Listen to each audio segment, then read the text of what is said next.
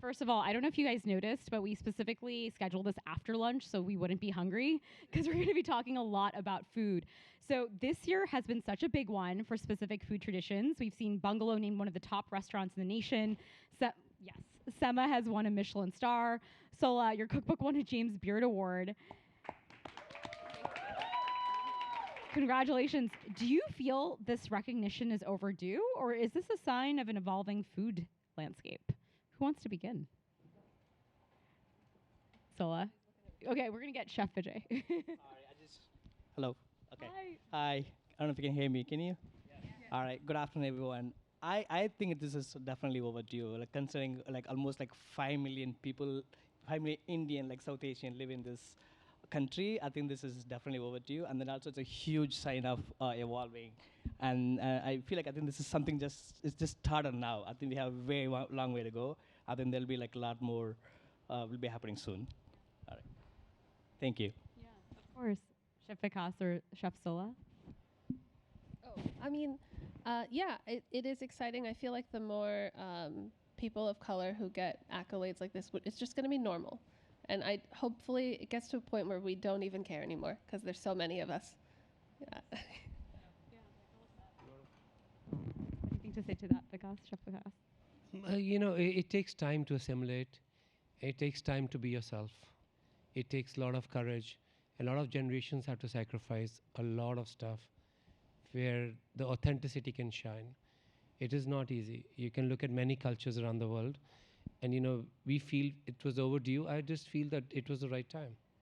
It also works in many combinations. I was nominated for my second best book for James Beard Award, and it was the hardest work. It took me 4 years to write it, and I got nominated. But when I saw you winning it, I'm like, yep, it's changing. It is changing, and it takes a lot of efforts, a lot of failures, and we are here now. We are celebrating. We were celebrating then also. We don't need validation. We were celebrating then also. I love that. So this year we've seen a few interesting collaborations. Sola, you invented a dosa croissant, which I got to try at Rafts. Semma, you also had a lamb croissant. I have been going around doing TikToks and reels with these croissants. And then we have, things like the yogurt kebab at Bungalow. So how do you balance honoring kind of existing traditions, but also continuously innovating and putting new twists on things? How do you get that inspiration to do that? Well, I feel like you have to understand what the original item is first, like really understand it to distill like what are the key distinct things that need to translate when you're going to make it something else. So like, what is it that you first think about when you have a dosa? It's the texture, the tang, the filling, the spices. And then I feel like if you distill those key things, then you can put it in another shape, but you have to know what the original is very well first. Chef Vijay, how did you make that lamb croissant? So, I mean, we grew up eating something like lamb samosas, something in the streets, right? Like that's the same thing. When they had reached out for a collaboration, so they just want to do something with the croissant. Like the first thing that we thought was like, let's do something similar to samosa, which we are familiar with that. The important thing is we just want to stick with the roots. We don't want to compromise the flavor too. So we just want to do something. Even though if you do something collaboration, we also want to like stick with authenticity. So we just want to do something, the lamb keema that we all grew up eating it. So we did a collaboration. That was the inspiration. Yeah. So it seems like a lot of the things are true, which is what Sola is saying is like, figure out what you already know, right. Take that, and then kind of change it a little bit. For just that elevate a little bit. Elevate a little bit. Just stick with the roots. Chef Vikas, has there been a particularly challenging recipe for you to do that for? Like that you're like, I have a vision for this. I know what that original is, but it's not quite hitting yet. And then you finally cracked it. Even when a lot of people think that it's a final stagnant menu, it's continuously evolving. We have a dish which I had in a temple in Udupi on April 13th, 1991. It was so strong for my vision, for my mind. It was a pineapple curry at Udupi Krishna temple. And that was the time of Ugadi festival of harvest in Karnataka.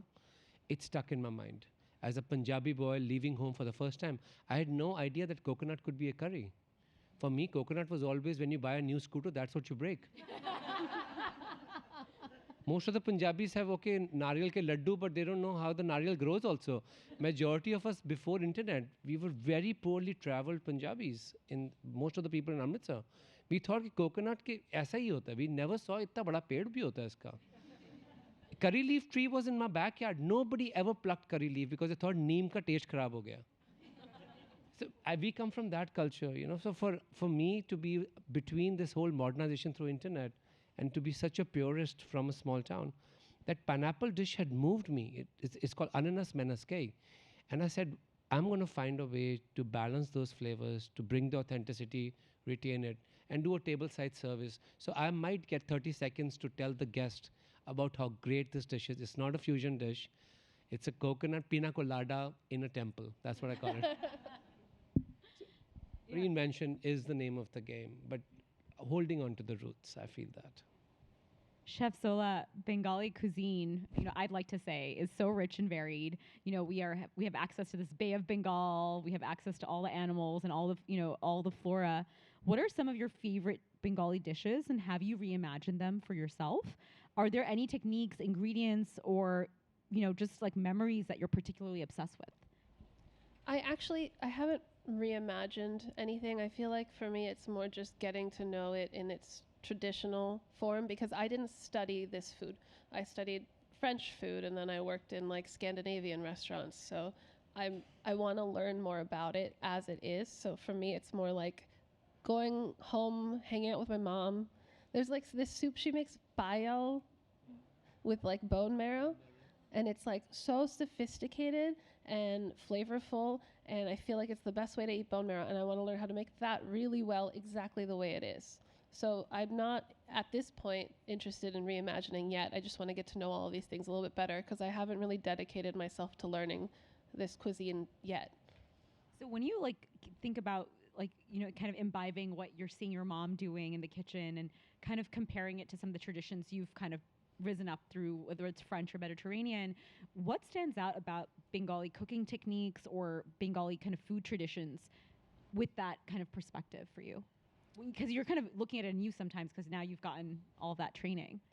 Well, it's very different from French food, but because I feel like a lot of French food, you have this the bases are these sauces that are based in stocks and reductions, and when my first instinct after I graduated culinary school was to apply the French technique to Bangladeshi food, and I realized that it's terrible. Because Bangladeshi food as it is already very nuanced, very interesting, very layered, without having to reduce a bunch of veal stock for 40 hours. And so it's, for me, I guess I'm just trying to learn more about it. There's so many different sauces. Like I was on the phone talking to my mom about the difference between rezala made with vinegar or lemon juice or tamarind. And it's like just by changing the acid, you completely change the characteristics of the dish. So it's just very interesting how one little tweak can reinvent the whole thing.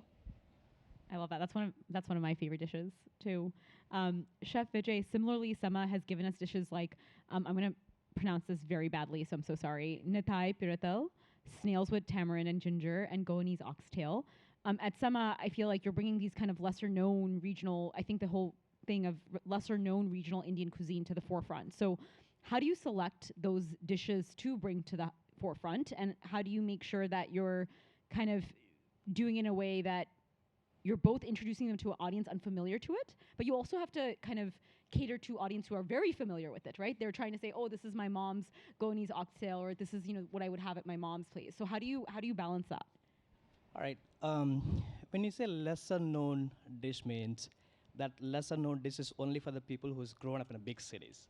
If you think about India's populations, there's at least about 65% of the populations are from the small villages. Something like me, who grew up in such a small villages, who grew up in a farm, grew up in a farmer's family, where we didn't have a fancy, like a supermarket to go buy a butcheries and groceries and vegetables. We just have to live with what we have. We just have that, seems like it's, so-called sustainable cooking. We've been practicing for like many years, and then it's been still happening in India too. All the villages. So it's not like something that I want to do something lesser known dishes. So we did something like something that we grew up eating in the villages, something that um, we, we, we, we, we chose to eat to survive, like something that what we can able to like grow in our farms, something we can forage snails from our farms, from our paddy farms, something like things like we have rabbit on the menu, like something we have venison on the menu, something that we did go for as a hunt, like a hunting for hunting, right? That's something that because no one can, even though if you have a fancy farmers market, I mean fancy supermarket in villages, nobody could afford to go there and buy that. They just have to like go for a hunting and go for snail foraging or grow our own vegetables and fruits, and then that's how you were able to we will survive. Like, so that's something that I just wanted to as like as our our group is called unapologetic Indian, as you all know, and we just want to cook the food, something that we all grew up eating it, and we just want to represent. I mean, we just want to cook the same exact food, like people like me, like me, or all like there's a lot of people who like me live in this country. I mean, so we just want to represent the same thing, what we grew up eating, what we were able to eat, and this is it. That's the concept. There's nothing. It's not like we didn't create anything. I mean, we didn't create anything, something unique or something. That's just something that food that we grew up eating. That's it. That makes sense. And Chef Vikas, I also want to turn to you because a recent clip of you went viral again. And, where a BBC reporter said, "Oh, you must have gone hungry because you grew up in Amritsar." And you said, actually, you said, "No, because no one is hungry because of the Golden Temple and, Sikhi." So what frustrates you about what people get wrong about your culture, your people, your food? It doesn't frustrate me. Frustration can lead to anger, and I feel it. I'm an extremely busy man who has to.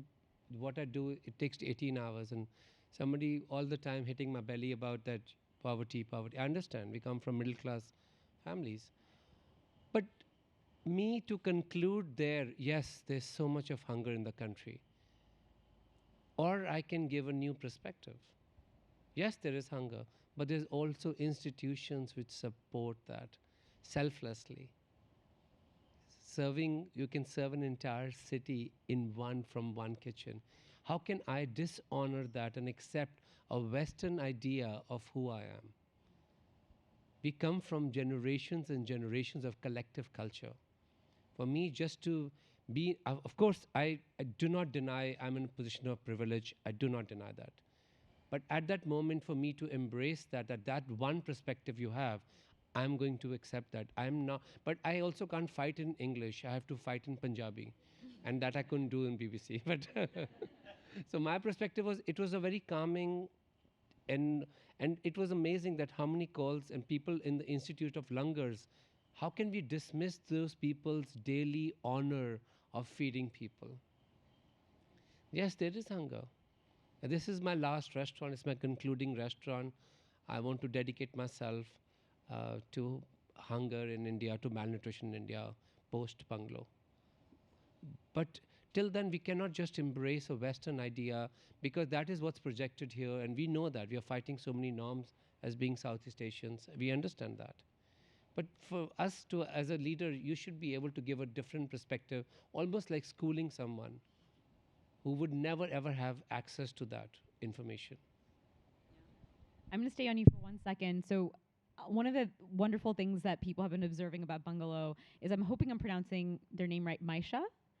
Yes, Maisha.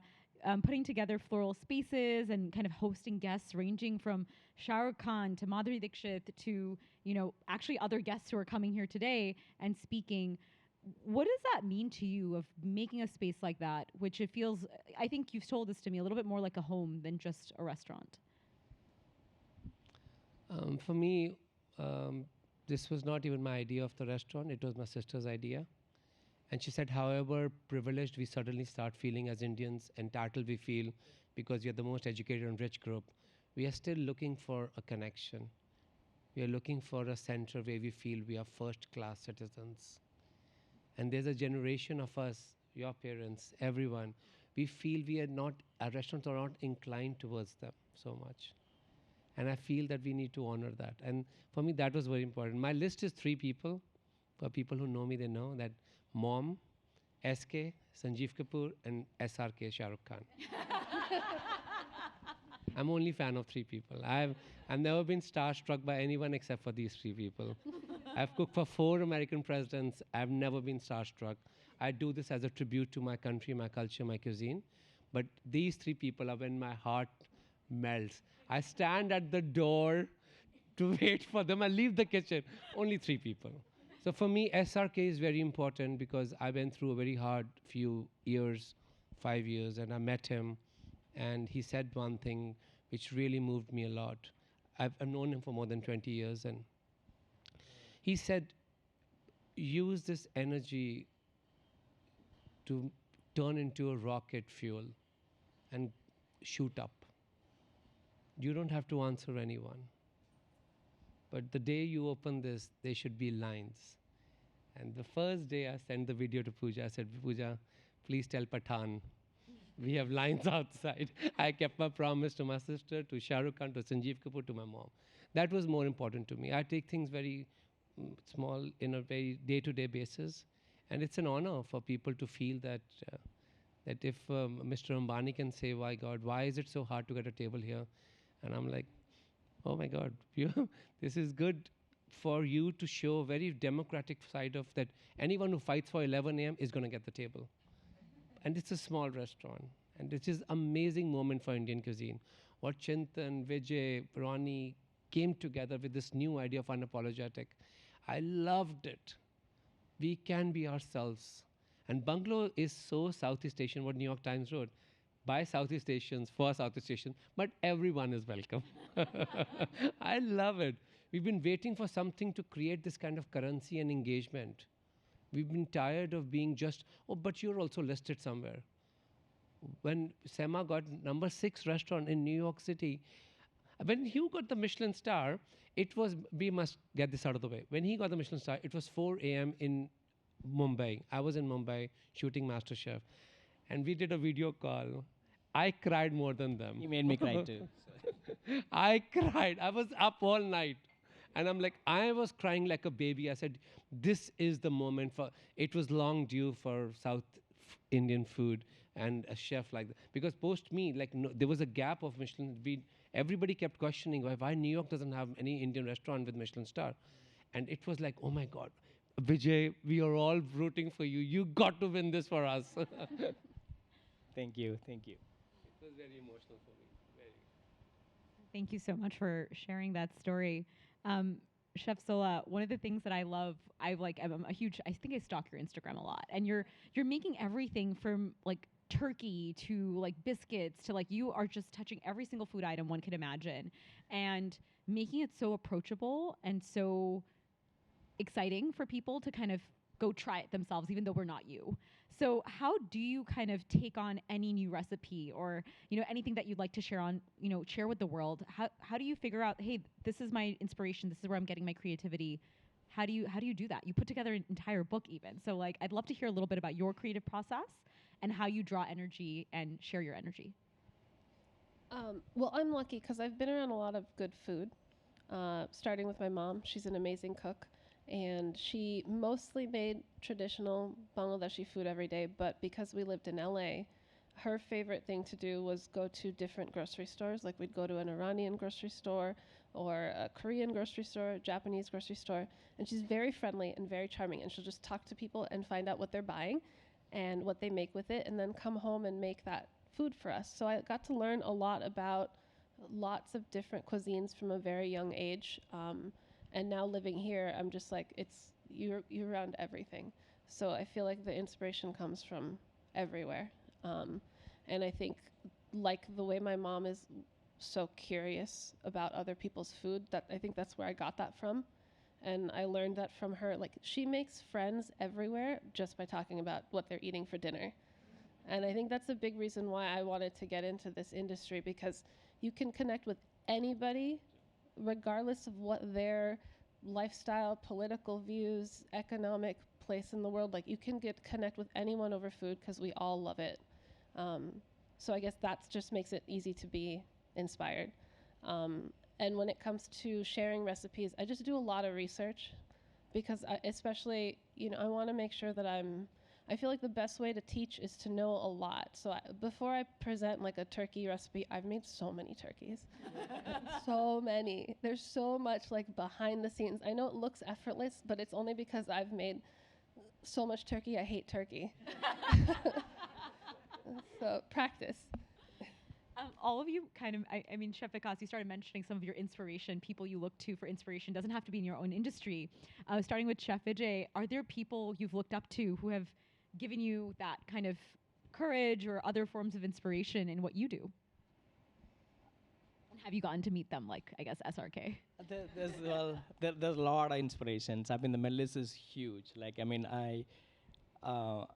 think if I start saying that, I think the list will be bigger. So I think I just want to I'm going to say like there's a lot of people inspiration. I think even the menu also at Semma, there's a lot of inspiration comes from like back home, like something that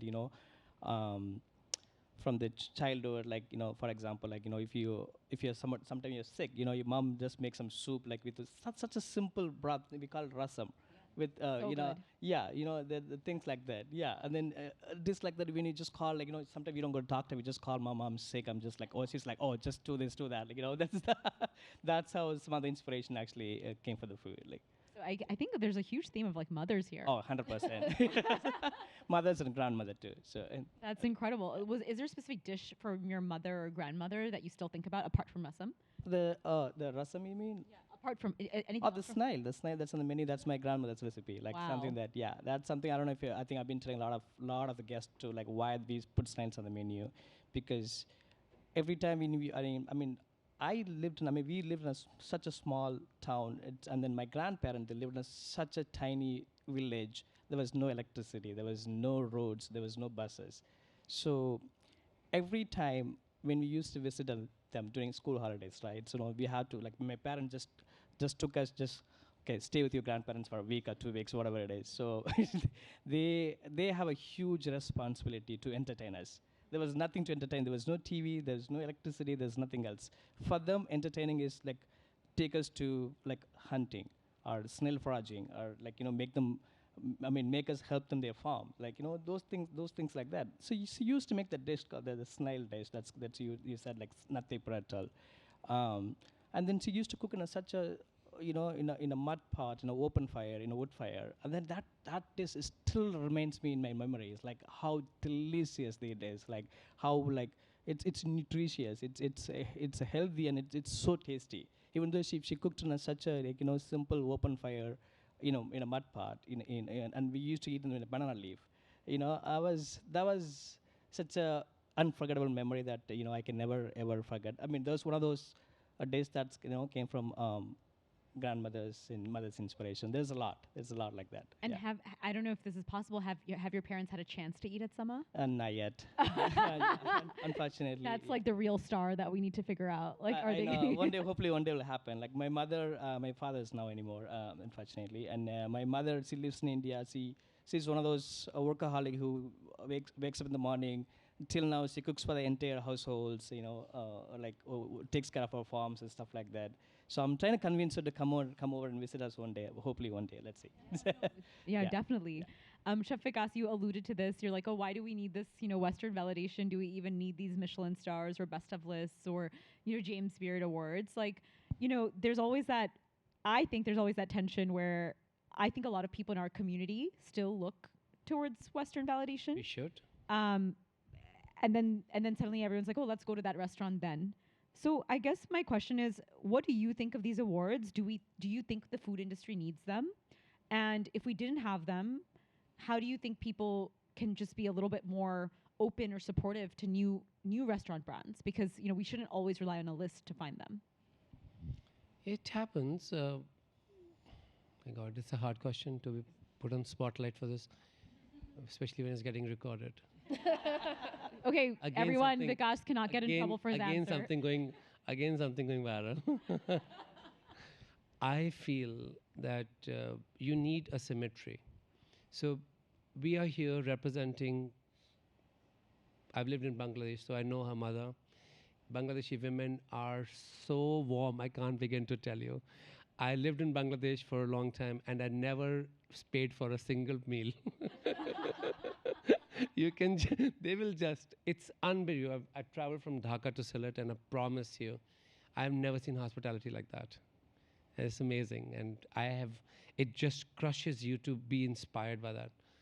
But coming back to the awards, I feel that you have to fight for Olympics, so you have to go to the arena. We are at the arena, all of us. We have to fight for the Olympics. This is the most largest, the most relevant platforms, what you're talking about. New York Stars, the Michelins. These are the two most accepted, respected criteria of judging restaurant chefs. They helped us to organize the chefs in some way. It helps us to be inspired by somewhere. This small thing which happened to me in 1991, which got me obsessed by this, was there was a wall in my library in my college where there was all Michelin star chefs and no one looked like me. It really crushed me when I used to ask them that we are working so hard learning this bloody French cuisine, which is dated it's for dead people now. Thank you. But nothing is evolving, I feel that. They're stagnant and they say this is fixed now. And India is fluid. Everybody's creating their own versions. So you have a moment of creating a billion gods or just one god. Billion gods have all the benefits. What you need, you can get that. I do feel that the award system helps to organize a structure. It does help. And these are very institutionalized award systems. And we know how hard it is. How hard it is to get a Michelin. And thanks to all the chefs who walked before us to put that pictures, to add the pictures to the wall. Because a lot of the students in our colleges, in our country, would not want to be Indian chefs.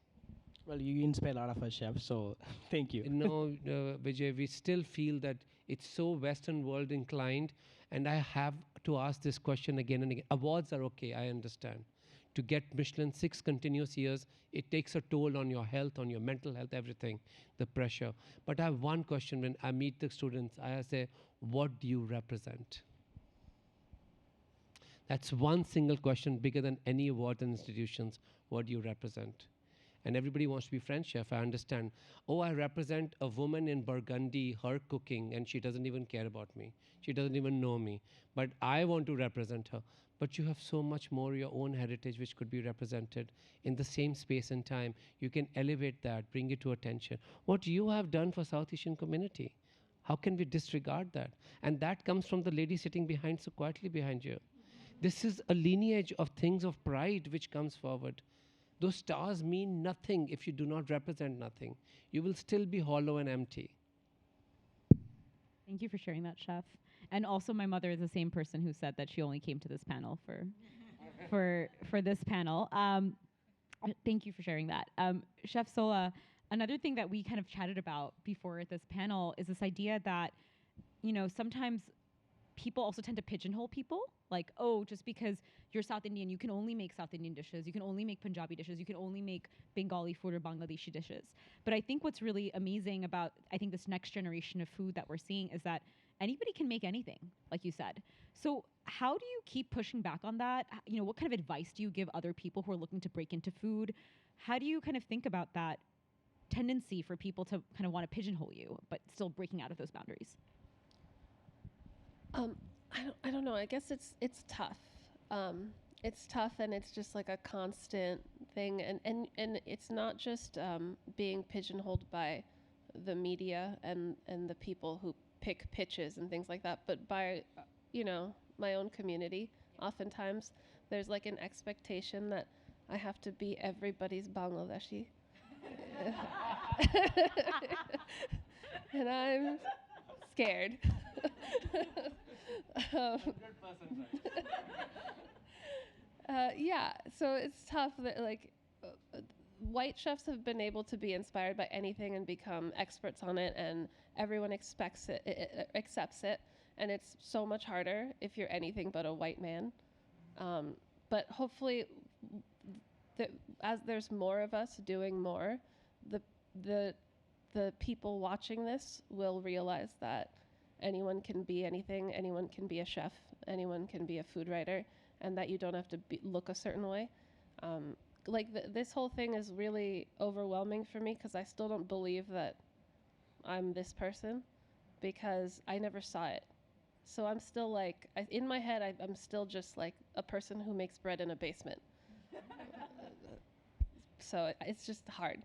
No, I think that's really great. I'm going to end because I know a lot of people have a lot of questions for you. So my last question for you is that looking ahead, what are some culinary experiences, dishes, dream collaborations, whether it's a dosa croissant or something else, or moments that you're excited to bring to life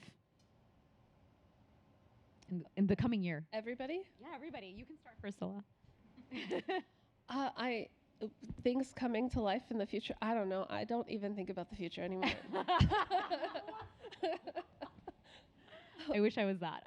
One day at a time. Like, I guess like the drosa, like, is there another, like, how did that even come about? Like, you know, how do you think about those things that you want to kind of put into the world? I mean, I'm friends with Kamari Mick, the pastry chef over at Rafts, and we were just chatting. And then they decided they wanted to do this croissant summer. And I don't know, it just came from hanging out and talking. It happened organically. I didn't plan it like, I didn't have a lifelong goal to get to this dosa croissant. I just kind of go with the flow usually, and it kind of has worked out. Love that. I think I'm going to go with the same answer. I think I'm just going with the flow. I mean, I don't think we're planning anything. Anything we do, we're just going to probably elevate a little bit. We definitely want to stick with our authentic and root. We don't want to do anything crazy or, something. We don't want to change our like real flavor. We just want whatever we do, we just want to stick with the flavor that really honor our heritage and our authenticity and our cuisine. So that's a thing. I love that. Chef Vikas? Completely opposite answer. Overplanned. But I also carry a much bigger weight. I'm older than both of you. Agree.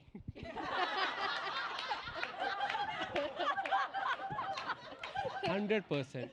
It really, when he'll be my age, he'll also understand that it takes, when there's so much of 40 years of cooking behind you, when you have 4 decades of cooking non-stop professionally and making money, you owe much more to your culture than you owe to your investors in a way. I feel that.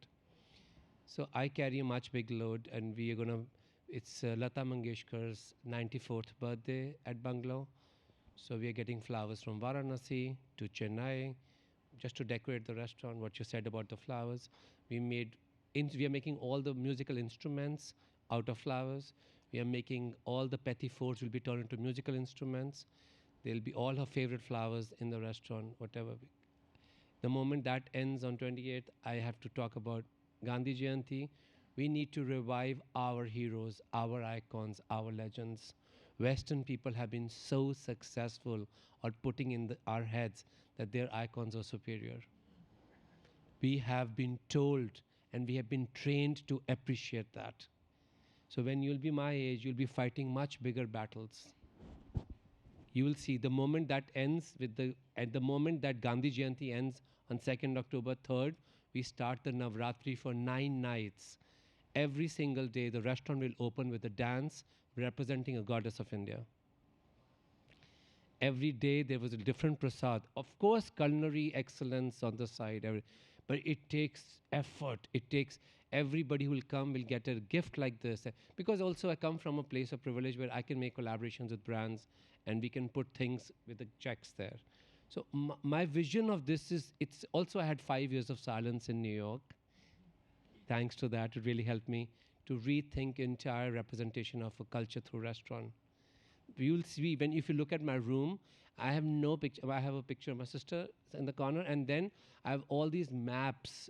This is overly planned year. That what happens in India during that time, what happens in Jainism and Buddhism, we should be the advocates of that. We should be. After some time, you don't have to prove it to anyone, but just to make your mom proud. It's a fact. Because there's no award. You're also not motivated by this. You feel that, yes, we need to push the card. We need to keep constantly remind people. Even our kids born in this country asked me, who is Lata Mangeshkar? We fell in love because of her voice. We started believing when she is saying "Tujhe dekha to," you said, "Oh, somebody's looking at me." Every time we cried, we heard her. Every time there was a loss in the family, it was her. Every morning, your grandmother put a bhajan of her. So 4 generations of legacy. How can a restaurant of this status not represent that? You will be seeing, we have to push the cart to our first generation. And there's a box here, I can't share those cookies, but they've printed, Lata Mangeshkar, they hand painted her pictures on cookies, which will be given with every check. It's not for here, it's going to be given tomorrow to the guest. But I just feel that we have to come up with a whole new equation. Whole new equation what a restaurant represents. And it takes a toll to organize so many dance groups. One day we're representing Kali and Durga Ma, and there's the whole Bengali decorations in the restaurant. All Bengali flowers flying from Kolkata. It's madhouse in my brain. But what comes out is absolutely worth it. By 2 a.m. when I'm leaving the restaurant, I'm like, oh my God, I'm making my first generation proud. I'm telling them a new vision of India, a new story. It might stick to one person. Might. Thank It's you. overplanned is the word.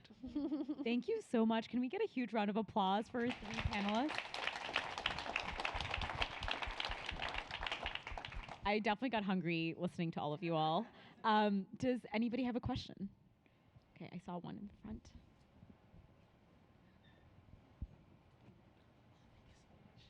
Did you want her to go first? Go first and then we'll... Okay, cool. Hello. First of all, this is like the coolest panel ever. I'm just little me is just crazy right now. Like younger me is like, I cannot believe you guys are on this stage right now. And younger me is just screaming internally. So just wanted to put that out there. Like this was such a beautiful panel.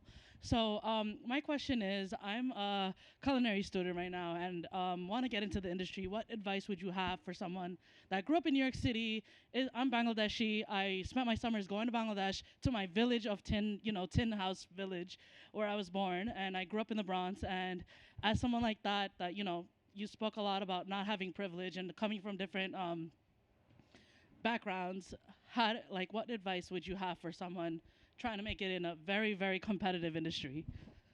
Let's give her a round of applause. That's the hustler you already are. That's the hustler. You've got to ask the universe what you want. You've got to ask the universe. You are doing that.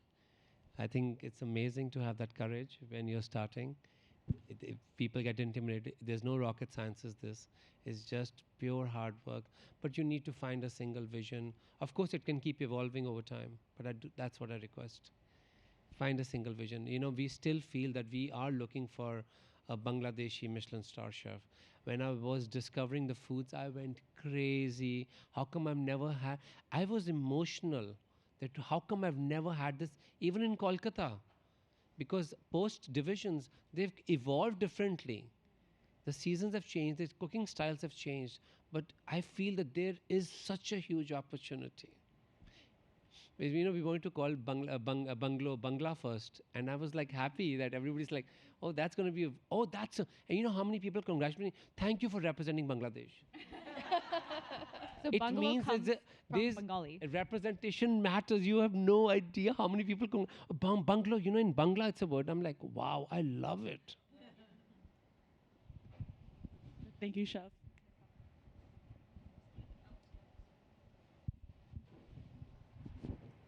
Hi, I'm Sanam. I'm not a chef, but I do make South Asian food-inspired jewelry, like my fruit earrings. One thing about my pieces that I love is hearing the story behind it. Not my story, but the person who's buying from me, their story, like going to the corner dukan and getting their parle ji and eating it with their nani on the weekends when they would go visit India. So my question to all three of you is, aside from flavor, when you think of South Asian food, what's one word or one memory that you can think of? One word is community. Has to be Indian food or Southeast Asian food is built around community. It's not a singular representation. I was just gonna say ammu. Okay. I love it. No explanation needed. Everybody gets it. I was going to say think our food has, excuse me, so much love. Anything that we do, I think we just put so much love into our food that whatever we cook. So I think that's what I was going to say. Thank you.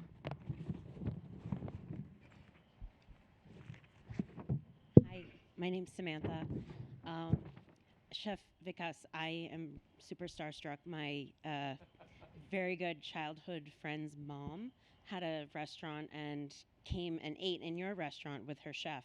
And they brought me back your autographed cookbook, Modern Indian Cooking. I've had it for so long, and I've thought of you in so many ways, especially with your bringing knowledge to that idea of doing what we can with what we have.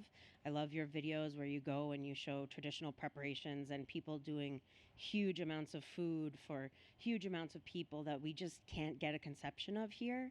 And something that is super important to me as someone who went to India as a 5-year-old, and my dad was like, yeah, no, this is how other people live. This is, I saw kids my age that didn't have food, and I just thought, this isn't right. My dad is my dad and their dad is their dad, so they have something different than me. This is, like when I was 5 years old, I'm like, this is not going to happen anymore in my world. And I'm very passionate about sharing food and resources. I find in my work, especially, I'm primarily based in the south of India when I'm spending time in India, but I come up against a middle class and maybe a little bit of an upper class, but an idea that they're that people are taking advantage of resources, and you see that attitude in every country, and it's not specific to India, but I try really hard to kind of push against that and look at socioeconomic backgrounds, and we aren't all raised the same way. We don't all have the same support at home, but how do you in your work push up against that, where there's always these detractors that are saying, oh yeah, look over there, they're giving away the free food, and look at the line, and those people could probably work and whatnot. How do you kind of combat that? I mean, I think you're really good at shutting people up when they when they have things that are off base to say. So how do you grapple with that attitude? I'm just a chef trying to do the best of my opportunity. But what you said is totally true. There's a disparity. There's a big food system. There's a big change which is happening in India over the last few decades. We see the change. And a lot has to be credited, I do believe that, has to be credited to our understanding of this disparity. When we were growing up in India, we thought it was normal for people not to have kids outside, sometimes not to have kids be walking around like hungry and all. But I come from a very compassionate grandmother. She is the only reason I'm sitting on the stage. You're talking about I'm one of the oldest chefs right now from Indian origin who's still working, oldest. We saw that there is so much of disrespect around the idea at that time of a man cooking. It's so much that to the point that family wouldn't tell anyone that I'm doing this, I'm obsessed with this. And he's cooking most of the food I would do at home, put it out there, and they said, no, we have a house help, she's doing all the. They would not give me credit also, and they felt that, you come from a place of such, where your craft at some age, and I was also born a crippled child, so I was fighting so many wars at that time, and not to be credited by something you trained for. I remember I made a bhalla small, I'm not off the topic, and my uncle said, I'm not going to eat it. He has to learn this lesson today because he has to learn a lesson that he cannot be in the kitchen. He's never going to become anything if he's going to think like middle class families fears. So I think India, sometimes we live hiding things. India's opening up. We're standing up for something like this. We are seeing our new heroes are the ones who fought the norms. My best-selling book was a little kid rolling a bread. And a lot of publishers or agents said, don't put this as a girl, put a girl rolling a bread. Because some people be against you. Or a guy rolling you're misleading boys. I said, I'm not. I've fought much bigger norms to be here. So I do feel that this hunger norm, addressing that with one of the most intelligent DNAs in the world, it's because we are not opening up to this dialogue. We feel it's okay. And somebody like yourself who raises the question, the dialogue will start and we will be able to rise beyond where we feel that everybody should have share of food. Still doing a lot of programs within India where we feed so many people. Every time you eat in Bungalow, there's a whole foundations attached to it. But I do feel that the hunger element is insane because we don't want to discuss. We feel that we have the resources. I'm telling you, we have the resources. Every time I'm working with schools and getting the food, midday meals, I work on much bigger volume. I did feed India by myself single-handedly, sitting in my apartment during pandemic, and I fed more than 80 million meals single-handedly. Everything documented. We can do that. We need more people like you who have the sense of East and the West and to organize us. That's what I'm going to tell you. We need organizers. We have the resources. I hope you will be able to join hands and volunteer and organize the structure. There is wealth. There are resources. We need somebody sometimes to guide us through that. I feel that. Thank you so much. I think we might have to make that our last question, but feel free to come up to our guests afterwards and say hello. I hope you guys can spare a couple of minutes. Thank you so much again. I learned a ton, and I hope you all did too. Thank you again. Thank you so much. Thank you.